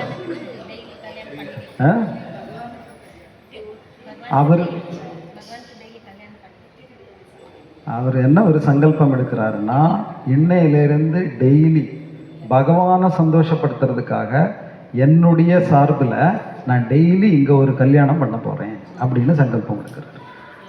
அவர் கல்யாணம் பண்ண போகிறாருன்னு இல்லை, கல்யாணம் பண்ணி வைக்கிறேன் யாருக்காது அப்படின்னு அதுக்கு வந்து கன்ಯಾದಾನ சங்கல்பம் அப்படின்னு பேர். ಆಗ ಪಲ್ಲವರಾಜನಿಗೆ ಮದುವೆ ಮಾಡಿಸಿದ್ರೆ ಭಗವಂತ ಸಂತೋಷವಾಗಿರ್ತಾರ. ಓಕೆ, ಭಗವಂತನ ಸಂತೋಷಕ್ಕೋಸ್ಕರ ನಾನು ಇಲ್ಲೇನು ಮಾಡ್ತೀನಿ, ದಿನಾಲು ಒಬ್ಬೊಬ್ಬರಿಗೆ ಮದುವೆ ಮಾಡಿಸ್ತೀನಿ. ಅವರೇ ಮದುವೆ ಮಾಡ್ಕೊಳ್ಳೋದಲ್ಲ, ಕನ್ಯಾದಾನವನ್ನು ಮಾಡಿ ಮದುವೆ ಮಾಡಿಸ್ತೀನಿ, ಅದರಿಂದ ಭಗವಂತನಿಗೆ ಸಂತೋಷ ಆಗ್ತದೆ ಅಂದ್ಬಿಟ್ಟು ಆ ಒಂದು ಸಂಕಲ್ಪವನ್ನು ತೊಡ್ತಾರೆ. உடனே ராஜா ஊரில் போய் ஒரு கோஷணை பண்ணார், யார் யாரெல்லாம் கல்யாணம் பண்ணணும்னு ஆசைப்படுறீங்களோ எல்லாரும் என்கிட்ட வாங்க, நான் கல்யாணம் பண்ணி வைக்கிறேன் அப்படின்னு கோஷணை பண்ணி ஃபஸ்ட்டு மேட்ரிமோனியல் ಸ್ಟಾರ್ಟ್ பண்ணது இந்த ಪಲ್ಲವರಾಜ தான். ಆಗ ಈ ಪಲ್ಲವರಾಜ ಏನು ಮಾಡ್ತಾರೆ, ಊರಲ್ಲಿ ಹೋಗ್ಬಿಟ್ಟು ಡಂಗುರ ಬಾರಿಸಿ ಹೇಳ್ತಾರೆ, ಯಾರ್ಯಾರಿಗೆ ಮದುವೆ ಮಾಡ್ಕೊಳ್ಬೇಕಂತ ಆಸೆ ಇದೆಯೋ ನನ್ನನ್ನು ಭೇಟಿ ಮಾಡಿ ನಾನು ಎಲ್ರಿಗೂ ಮದುವೆ ಮಾಡಿಸ್ತೀನಿ ಅಂದ್ಬಿಟ್ಟು ಮೊದಲು ಮ್ಯಾಟ್ರಿಮೋನಿಯಲ್ ಶುರು ಮಾಡಿದ್ದೆ ಈ ಪಲ್ಲವರಾಜ. உடனே கேட்கணுமா ஜனங்களுக்கு, எல்லாரும் ரெஜிஸ்டர் பண்ண ஆரம்பிச்சிட்டாங்க. நான் எனக்குன்னு ஒரு வாட்டி கல்யாணம் பண்ணவங்களும் ரெஜிஸ்டர் பண்ணுறாங்க, ஒரு வாட்டி கல்யாணம் பண்ணவங்களுக்கு கிடையாது, முதல்ல கல்யாணம் பண்ணுறவங்களுக்கு எல்லாம் ரெஜிஸ்டர் பண்ணுங்க, நான் ஃப்ரீயாக கல்யாணம் பண்ணி வைக்கிறேன்னு பெரிய லிஸ்ட்டு டோக்கன் கொடுக்க அந்த நிலைமை வந்துடுச்சு. நிறைய பேர் ರಿಜಿಸ್ಟರ್ பண்ணிட்டாங்க. ಯಾವಾಗ ಪಲ್ಲವರಾಜ ಊರಲ್ಲಿ ಈ ರೀತಿ ಅನೌನ್ಸ್ ಮಾಡಿದ್ರು ಬಹಳ ಜನ ಅದರಲ್ಲಿ ರಿಜಿಸ್ಟರ್ ಮಾಡ್ಕೊಳ್ತಾರೆ, ಮದುವೆ ಮಾಡಿಸ್ಕೋಬೇಕು ಅಂದ್ಬಿಟ್ಟು ಬಹಳ ಜನ ಅದರಲ್ಲಿ ಪ್ರಭುಗಳ ರಾಜನ ಹತ್ರ ರಿಜಿಸ್ಟರ್ ಮಾಡ್ಕೊಳ್ತಾರೆ, ಮದುವೆ ಮಾಡಬೇಕು. அப்படி டெய்லி ராஜா வந்து ஒரு கல்யாணம் பண்ணி வைப்பார், பெருமாளை போய் தரிசனம் பண்ணுவார், பெருமாள் சிரிச்சுட்டே இருப்பார். அந்த சிரிப்புக்காக இவர் டெய்லி ஒரு கல்யாணம் பண்ணுறாரு. ಈ ರೀತಿ ರಾಜ ಡೈಲಿ ಒಬ್ಬೊಬ್ಬರಿಗೆ ಮದುವೆ ಮಾಡಿಸ್ತಾರೆ. ಆ ಮದುವೆ ಆದಮೇಲೆ ಭಗವಂತನ ಹೋಗಿ ದರ್ಶನ ಮಾಡಿಕೊಂಡ್ರೆ ಭಗವಂತ ನೋಡೋದಕ್ಕೆ ಭಾಳ ಸುಂದರವಾಗಿ ಸಂತೋಷವಾಗಿರ್ತಾರೆ. ಆ ಭಗವಂತನ ಸಂತೋಷಕ್ಕೋಸ್ಕರನೇ ಈ ರಾಜ ಡೈಲಿ ಒಬ್ಬೊಬ್ಬರಿಗೆ ಮದುವೆ ಮಾಡಿಸ್ತಾ ಇದ್ರು. ஆனால் கொஞ்சம் மாதம் கழிஞ்ச போய் என்னாச்சு, ஊரில் பொண்ணு இல்லை, பையனும் இல்லை, எல்லாத்தையும் கல்யாணம் பண்ணிட்டாரு இவர். ஊரில் பொண்ணு பையன் இல்லை கல்யாணம் பண்ணுறது. ಈ ರೀತಿ ಎಲ್ಲ ಮುಗಿದ ಮೇಲೆ ಆ ಊರಲ್ಲಿ ಗಂಡು ಹೆಣ್ಣು ಇರೋದಿಲ್ಲ, ಎಲ್ಲರಿಗೂ ಮದುವೆ ಮಾಡಿಸ್ಬಿಡ್ತಾರೆ. உடனே ராஜாவுக்கு ஒரே சங்கடம் ஆயிடுச்சு, நீ எப்படி பகவானை சந்தோஷப்பட வைக்கிறது, ஊரில் பொண்ணே இல்லையே, யாரை கல்யாணம் பண்ணுறது அப்படின்னு யோசிச்சு பார்த்தா பகவானுடைய முகம் கொஞ்சம் லைட்டாக டல் ஆயிடுச்சு. கல்யாಣ சாப்பாடு இல்லை அன்னைக்கு. ಈಗ ಹುಡುಗಿ ಇಲ್ಲ ಮದುವೆ ಮಾಡಿಸೋದಕ್ಕೆ ರಾಜನಿಗೆ ತುಂಬ ಸಂಕಟ ಆಗ್ತದೆ. ಭಗವಂತನ ಯಾವ ರೀತಿ ಸಂತೋಷ ಪಡಿಸೋದು, ಯಾಕಂದರೆ ಊರಲ್ಲಿ ಹುಡುಗಿ ಇಲ್ಲ, ಏನು ಮಾಡೋದು ಭಗವಂತನಿಗೆ ಸಂತೋಷ ಪಡಿಸೋದು ಅಂದ್ಬಿಟ್ಟು ರಾಜನಿಗೆ ಒಂದು ಆಲೋಚನೆ ಶುರುವಾಗ್ತದೆ. உடனே ராஜா நினைக்கிறாரு, பகவானுக்கு சந்தோஷம் கொடுக்காம நம்ம வாழ்ந்து என்ன பிரயோஜனம், நான் உயிரை விட போகிறேன் அப்படின்னு அவர் உபவாசம் இருக்கிறார். ರಾಜನಿಗೆ ಒಂದು ಚಿಂತೆ ಶುರುವಾಯಿತು, ಭಗವಂತನಿಗೆ ತೃಪ್ತಿ ಸಂತೋಷ ಆಗಲಿಲ್ಲ ಅಂದರೆ ಮತ್ತು ನಾನು ಜೀವನದಿಂದ ಇದ್ದು ಏನು ಪ್ರಯೋಜನ ಅಂದ್ಬಿಟ್ಟು ಅವರೊಂದು ಉಪವಾಸವನ್ನು ಶುರು ಮಾಡ್ತಾರೆ. அப்போ இது ராஜாக்கு மட்டும் இல்லை, எல்லா பக்தர்களுடையும் முக்கியமான ஒரு குறிக்கோள் என்னவாக இருக்கணும், டெய்லி நான் பகவானை சந்தோஷப்படுத்துகிற மாதிரி ஏதோ ஒன்று பண்ணணும். அதுக்குன்னு நமக்கு டெய்லி யாரையாவது பிடிச்சி கல்யாணம் பண்ணியா வைக்க முடியும்?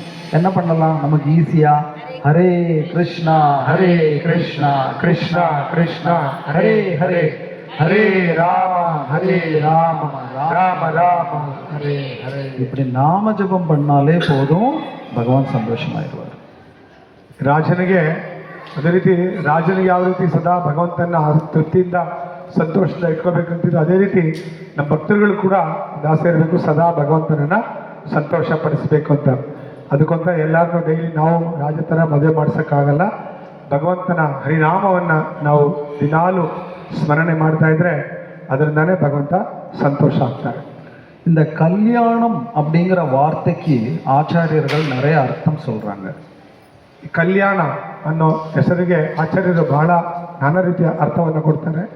இவருக்கு ஏன் நித்திய கல்யாண பெருமாள் அப்படிங்கிற பேர் வந்ததுன்னா, இவர் 360 கல்யாணம் பண்ணாரு அப்படிங்கிறதுனால மட்டும் இல்லையா, எல்லா ஜீவாத்மாக்களுக்கும் கல்யாணம் பண்ணுறவர் இவர் தான். கல்யாணம்னா என்ன அர்த்தம், மேரேஜ்னு மட்டும் அர்த்தம் கிடையாது, மங்களம் அப்படிங்கிற அர்த்தமும் இருக்குது. அதனால எல்லாருக்கும் மங்களம் அருள்றதுனாலையும் இவருக்கு என்ன பேர் வந்தது, நித்திய, என்னைக்கு மங்களம் கொடுக்குறாரு, நித்திய கல்யாண பெருமாள்.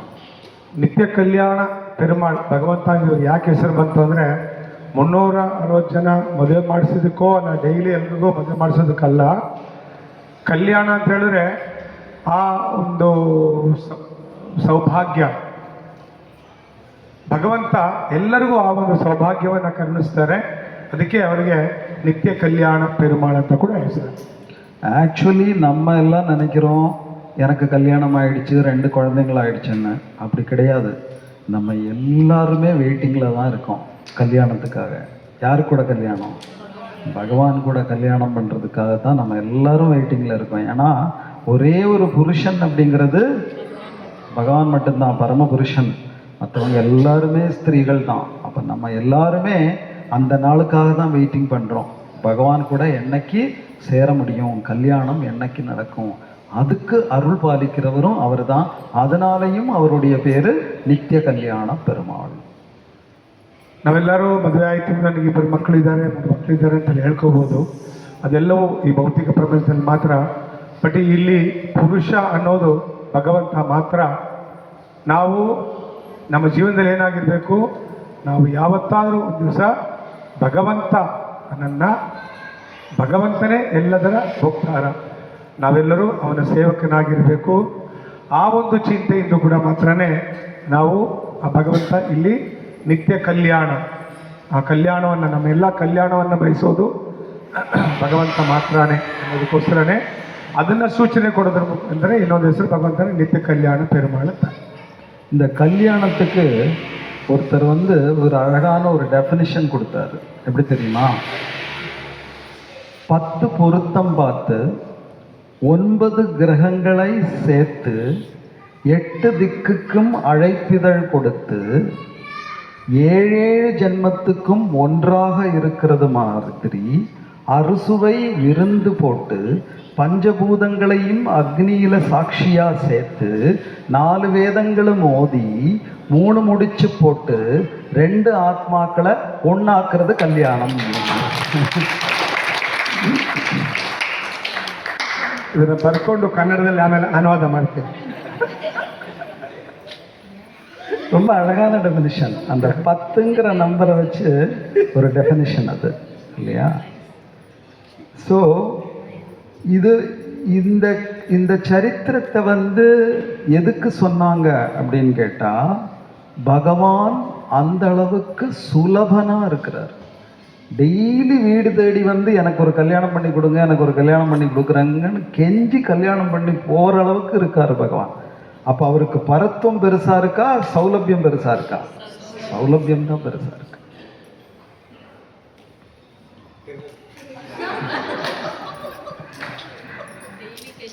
டெய்லி கேட்டு கேட்டு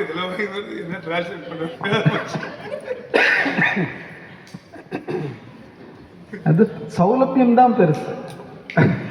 ಅಂದರೆ ಎರಡರಲ್ಲಿ ಸೌಲಭ್ಯನೇ ಶ್ರೇಷ್ಠವಾದದ್ದು, ಪರತ್ವಮಲ್ಲ, ಸೌಲಭ್ಯ ಬಹಳ ಶ್ರೇಷ್ಠ. இதை யார் சொல்றாங்க? இந்த சரித்திரத்தை பிரம்மா யாருக்கு சொல்றாங்க? நாரத முனிக்கு சொல்றாங்க. இதோட சேர்ந்து நான் சொன்னேன் இல்லையா, இன்னொரு கோவில் இருக்கு. அது திவ்ய தேசம் கிடையாது, அதோடைய பேரு திருவலந்தை. இது திருவிடந்தை, அது திருவலந்தை. திருவிடந்தைன்னு ஏன் பேர் வந்தது? லக்ஷ்மி தேவிய இடது மடியில வச்சதுனால. திருவலந்தைன்னு ஏன் பேர் வந்திருக்கும்? லக்ஷ்மி தேவிய வலது மடியில வச்சிருப்பாரு இல்லையா?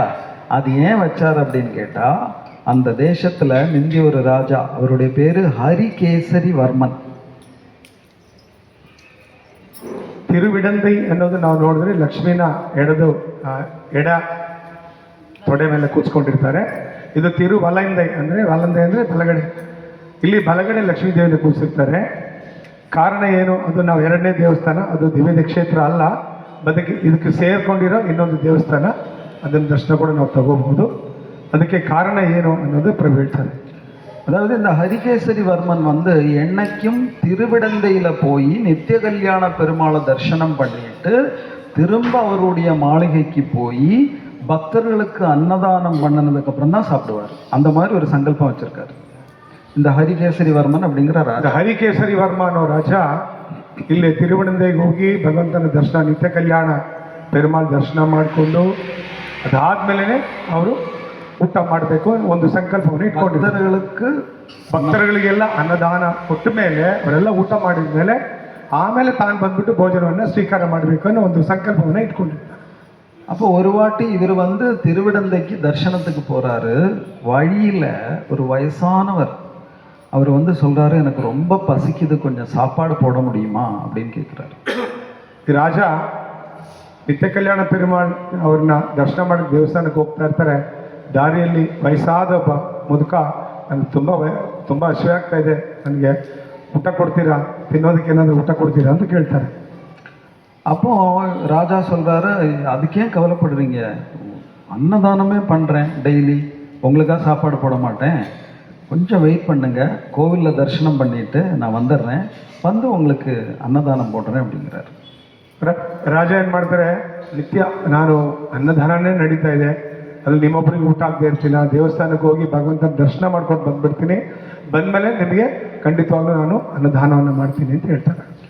அப்போ இந்த பிராமணர் சொல்றாரு, 2 மணி நேரம்லாம் தாக்கு பிடிக்காது, நான் சாப்பிட்டே 1 வாரம் ஆச்சு, அதுக்குள்ளே நான் செத்து போயிடுவோம் போல இருக்கு, இப்போவே கொஞ்சம் சாப்பாடு போடுங்களேன் அப்படின்னு ரொம்ப தீனமாக சொல்கிறாரு. ನೀವು ಹೋಗಿ ದರ್ಶನ ಮಾಡ್ಕೊಂಡು ಬರೋವರೆಗೂ ನಾನು ಜೀವಸಹಿತ ಇರ್ತೀನೋ ನನಗೆ ಗೊತ್ತಿಲ್ಲ, ಅದರಿಂದ ಊಟ ಮಾಡಿ ತುಂಬ ದಿವಸ ಆಯಿತು, ಅಷ್ಟೊತ್ತು ನನಗೆ ಕಾಯೋಕ್ಕಾಗೋದಿಲ್ಲ, ಭಾಳ ದಯಾಳುವಾಗಿ ಏನು ಮಾಡ್ತಾರೆ, ಬೇಡ್ಕೊಳ್ತಾರೆ, ನನಗೆ ಈಗಲೇ ಊಟ ಕೊಡಿ, ತುಂಬ ಹಸಿವು ಆಗ್ತಾ ಇದೆ ಅಂತ ಹೇಳ್ತಾರೆ. அப்போ இப்போ ராஜாக்கு என்ன பிரச்சனைன்னா, இவரை கூட்டிட்டு போய் கொட்டாரத்தில் கொண்டு போய் சாப்பாடு போட்டதுக்கப்புறம் அங்கே போகிறதுக்குள்ள நட சாத்திடுவாங்க. அப்போ இவருடைய சங்கல்பம் என்னது, டெய்லி பகவானை தரிசனம் எடுக்கணுங்கிற சங்கல்பம், அது பாழாக போயிடும். அப்போ என்ன பண்ணுறது அப்படின்னு அவருக்கு ஒரு தர்ம சங்கடத்தில் இருக்கிறார். ಈಗ ಈ ಹಸಿವಾಗಿರೋ ವ್ಯಕ್ತಿನ ಕರ್ಕೊಂಡೋಗಿ ಅರಮನೆ ಕರ್ಕೊಂಡೋಗಿ ಇವರು ಊಟ ಕೊಟ್ಟು ಬರೋಷ್ಟ್ರಲ್ಲಿ ದೇವಸ್ಥಾನ ನಡೆ ಮುಚ್ಚಿಬಿಡ್ತದೆ. ಬಟ್ ಇವರು ಸಂಕಲ್ಪ ಇಟ್ಕೊಂಡು ಡೈಲಿ ಮಾಡ್ತಾ ಇದ್ದು ಅದನ್ನು ಪಾಲಿಸೋಕ್ಕಾಗೋದಿಲ್ಲ. ಈ ರೀತಿ ಒಂದು ಧರ್ಮ ಸಂಕಟ ಈ ರಾಜನಿಗೆ. இப்போ நீங்கள் என்ன நினைக்கிறீங்க, இவர் வந்து அந்த பிராமணன் கொஞ்சம் பசிச்சு இருக்கட்டும், அவர் செத்து போனால் நான் என்ன பண்ண முடியும், நம்ம வந்து தரிசனம் பண்ணணும் அப்படின்ட்டு பகவானை போய் தரிசனம் எடுத்தால் பகவானுக்கு சந்தோஷமாகுமா, இல்லை அந்த தரிசனம் போனாலும் போட்டு பரவாயில்ல இவருக்கு சாப்பாடு போடுவோம் அப்படின்னு அவர் நினச்சா பகவான் சந்தோஷப்படுவாரா? அதனால தான் நம்ம எப்பவுமே தர்ஷனத்தை விட பிரசாதத்துக்கு முக்கியத்துவம் கொடுக்குறோம் இல்லையா?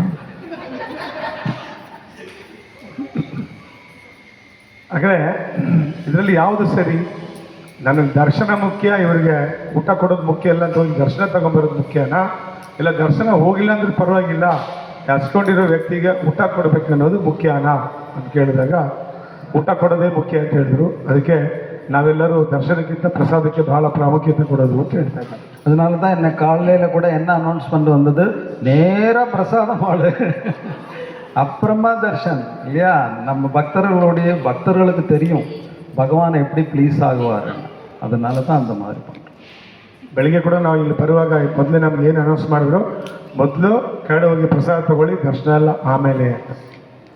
ஏன்னா நம்மளை பொறுத்த வரைக்கும் பிரசாதத்துக்கும் பகவானுக்கும் வித்தியாசமே கிடையாது. பகவானும் பிரசாதமும் ஒன்று. எஸ்பெஷலி ஒரு கோவில் இருக்குது, அங்கே வந்து பகவானை விட இம்பார்ட்டன்ஸ் பிரசாதத்துக்கு கொடுப்பாங்க.